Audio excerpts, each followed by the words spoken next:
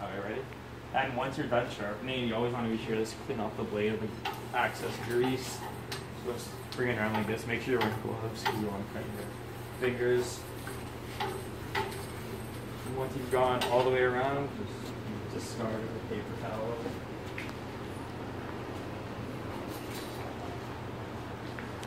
Then wrapping the blade up, you want to hold it around your waist right here and give it a little force down and try closing your hands together pretty much. So like that, like this, lift up the bottom,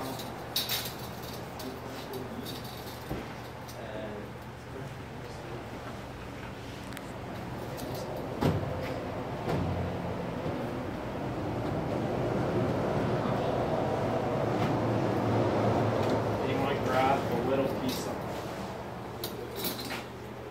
wire, just like this. Cut it off. Try putting all the parts of the blade together like that, or as close as possible. Grab this and just tie it just by twisting it, and then you're good to go. Awesome.